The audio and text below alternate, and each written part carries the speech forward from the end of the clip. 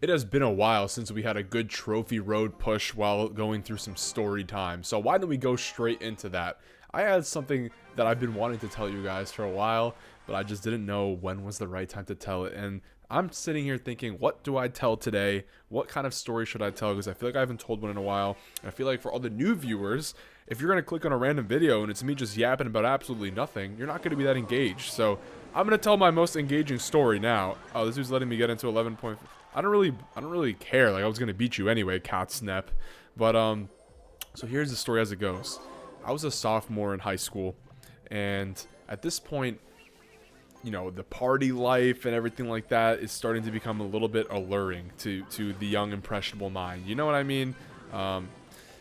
There was definitely a lot of pressure around the school and around, you know, people my age of going out and drinking and all this stuff, and, you know, interacting with girls and all this fun jazz. And this dude is giving us the win, so let's just skip into the part where I actually tell the story. Right, so I start talking to this girl, and she's just a friend's a friend. I found her on Instagram, and I was like, hey, a bunch of my friends follow her, and I think she's cute. And she follows me back. And then shortly after, she asked me for my Snapchat, or I think I might have had it in my Instagram bio at the time, something like that. So we end up exchanging our digits. We both took a fancy for each other, and you know, she's trying to invite me over one night, and I'm like, nah, I really can't come over. And it would have to be like a bigger excuse for me to go all the way out, because I lived quite far from where my friends went. I went to a private school, so all my friends went to or lived in a town that was around 40 minutes away, including this girl. So for me to conveniently go out there to hang out with a girl, it would have to take some kind of decent excuse. So she had a pretty nice house, and her parents were going away for the weekend, so she said that, why don't I throw a party and you come down? And I said, fuck it, bro. Like, I know my friends want to go to a party, and I get to see this girl. So, I mean, it's a win-win situation, right? So, you know, at this point, we've only been talking for 3 days on Snapchat. She has set up an entire house party for us to basically hang out. And so the day finally arrives. You know, I tell all my good old buddies, because she says, yeah, bring anyone, bring all your friends. So I said, fuck it. I tell a couple of my friends. I had 2 friend groups at the time, and I told both of them, let's pull up to this house party. She said everyone's allowed. So we pull up, which is, you know, already a lot of dudes. It's like 10 from each friend group, so that's 20. But when I tell you that the entirety of my fucking high school, her school, and like just random ass side characters were pulling up, it was the most crazy high school house party I'd ever seen. Granted, this girl's house was huge. It was like 3 floors, but I'm not even kidding. I think there was over 100 people there. Like everyone that I fucking knew was there. It was the craziest shit I've ever seen. Obviously, I didn't invite everyone. I think she invited everyone. I think she was down. And so her parents were away for the weekend in New Jersey. And you know, pretty convenient to throw this big bash. And the only problem was that she got a text at 9:30 or maybe 10 p.m. from her dad, saying, I'm coming home early. And he was going to be home at 11 p.m. because he was driving back from Jersey, which is about an hour and a half ride to where we're from. So, you know, we have enough time, but there's 100 people that need to get the fuck out of the house, basically. And so at this point, you know, I wanted to spend some alone time with this girl that I was, you know, hanging out with, but I also couldn't even blame her, because there's 500 fucking people in her house. So I mean, we're gonna fucking take a shit ton of damage, and he froze my E-Spirit. What a chud. I'm busy telling my story, and this dude is freezing my E-Spirit. That's insane. So, you know, at this point, there's a lot of people at the house, and there's not a lot of time to get everyone out. An hour is not too long. And the time duration was shortened even more by the fact that... Oh, we got on tower. By the fact that the time was shortened even more because the neighbors started obviously calling for noise complaints, because it's a fucking 100 people at a house, and it's 11 p.m. and people are going crazy because there's a huge ass party the next door, right? Like, this was like fucking some Project X shit. It was craziest, like I said, craziest high school party I'd ever been a part of. And I'm trying to find this, you know, I'm trying to spend some alone time with this girl. Like I said, I can't even blame her.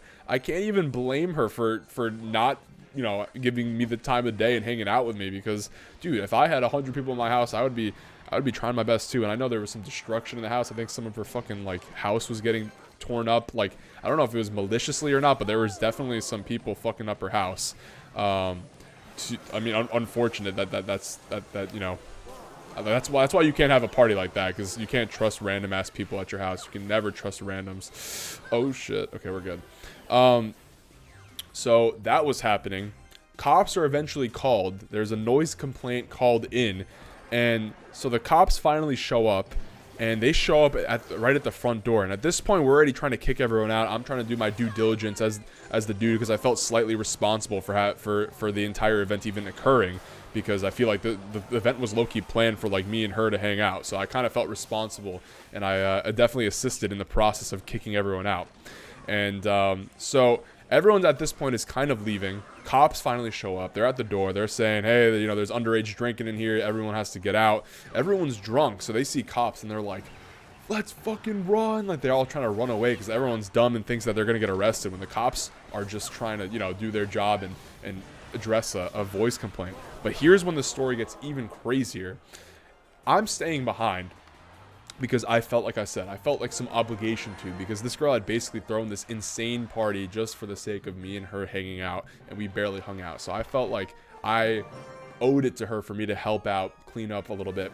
The problem is that I was a little bit drunk, so I was also among those the group of children that were like, oh shit, cops, gotta run.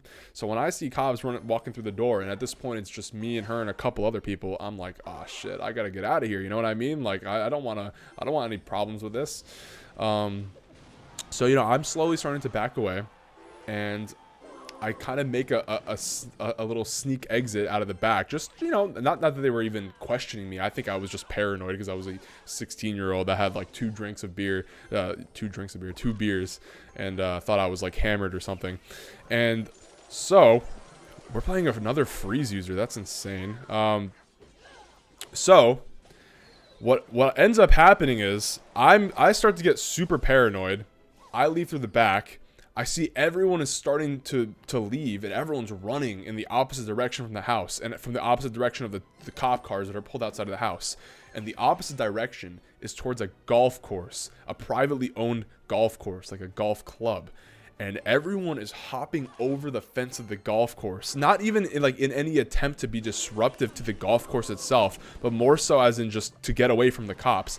But the problem is, now we're trespassing into a golf course. Everyone, there's probably, out of the 100 people, probably 60 of them were trespassing into the golf course. And now it goes from an issue of, not only was there some disturbance that they just wanted to get rid of, now there's people that are, you know, trespassing, and there's potential liabilities with damages and stuff. This is not a good look. So the cops now have to actually make this like a big thing. They start circling around the golf course, stopping people, and I'm 40 minutes away from my house, and my friend is my only means of me getting home that night, because I was sleeping over at his house, so I needed to stay with him. And, you know, so I was among those, you know, over the golf course. We slipped in and out. Basically, we just tried to evade wherever they were. Our stupid asses thought that they were like actually looking for us. Meanwhile, they just really wanted us to get off of the golf course. You know, there's 80 people there. What were they going to do? Arrest a bunch of 16-year-olds? We weren't really. I mean, granted, we did start doing shit wrong when everyone started, you know, hopping over the fence. But it was more so out of an act of immaturity. You know, like that's just a bunch of dumbass kids at that point. But so that ends up happening, and the route that we take. Here's the funniest part of the story. The route that we take is, so her house is here. Golf course is here. We go from her house to the golf course. Then the cops see that everyone's going to the golf course, so they circle all the way around to try to catch people on this side of the golf course, right? As you would anticipate everyone to go to. Oh, fuck. Wait. I'm trying to draw like a fucking Venn diagram with my hands, and I'm about to lose the game. Hold on. Venn diagram. What am I talking about? We're good. So we do a little loop-de-loo, right? So we go into the golf course, and then, hold on, we go into the golf course, we go a little bit down to the middle, that we realize they're going to anticipate us, go to the other side. So we go back where we came from, and we go back to the girl's house. And at the girl's house, we find like an empty cop car, and us dumbass kids, we're like taking pictures in front of it, trying to act like we're hard. Then we have to wait for my friend's mom to pick us up. And here's the kicker. We go back to the girl's house, and at this point the dad is in the house, and we know that we can't stay in the house because the dad is there, and the dad is fucking pissed. So we go back to the girl's house, And my buddy's like, we just gotta wait for my mom to pick us up. Let's just chill here. This is the address I gave. So we're hiding in her backyard. We somehow get back into her backyard, and she and her dad are inside. And I can hear the dad yelling, "You're not gonna have your Sweet 16 anymore. You're not gonna, you're not going to any volleyball tournaments." He's fucking pissed. Like, he's yelling at this girl. I feel really bad. But my parents would probably do the same, if not worse, if that happened to me. So she's fucking screaming at him. Then we can hear this from outside. They're inside. Then we hear the door open to the backyard, and he's in the backyard, and he's still screaming his ass off. And we're like, at this point, we're in his backyard, like hiding by the trees. There's like some trees on the outside. We're like hiding literally under a tree. And so we're hiding under this tree, and dad comes out. And he's still yelling. I think he's on the phone. He's like calling his wife or some shit like that. And at this point, he's screaming, he's yelling, and we're hiding. And we're right there. We're trying to be quiet. And all of a sudden, he goes completely quiet. He stops yelling. He turns his phone flashlight on. He fucking flashes at us. And he's on the phone. He goes, "There's still fucking kids in my backyard." And he's screaming. And we just get up from under the tree and start booking it. We just start running in one direction, not towards the golf course, because at this point we learned our lesson. And we made it to like some main road, and we got picked up. And that was probably the craziest. That was the craziest thing that happened in my my high school career. And my high school peak, I did not peak in high school, okay? But like my peak of like going to parties and all this shit was literally sophomore year. I started going to these parties sophomore year. I thought I was a beast.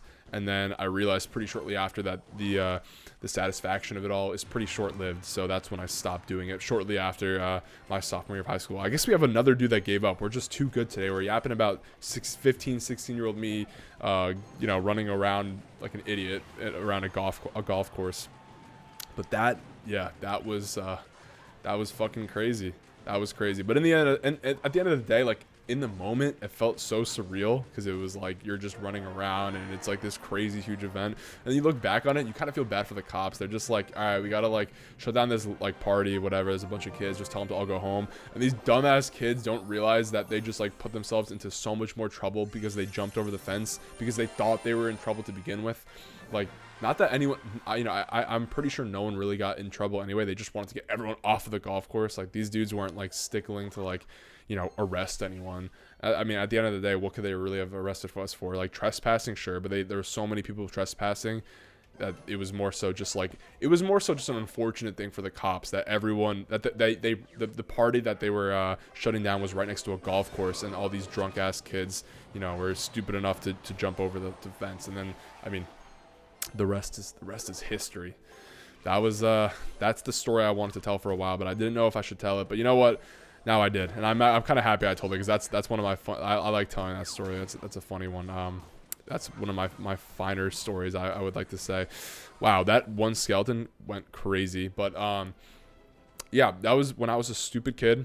And also, update on me and that girl. We afterwards, I think we talked for a little bit, and then I went to like a different party, and there was like another girl that she was friends with there at this party, and I like was talking to her, and she got mad about it, and then we stopped talking. So our existence as like a talking phase was literally like a week. It was adding each other on Snapchat. She threw this party, got in a fuck ton of trouble, and then I went to a different party, and I saw another girl because I was a player when I was 15, and she and that was the end of that.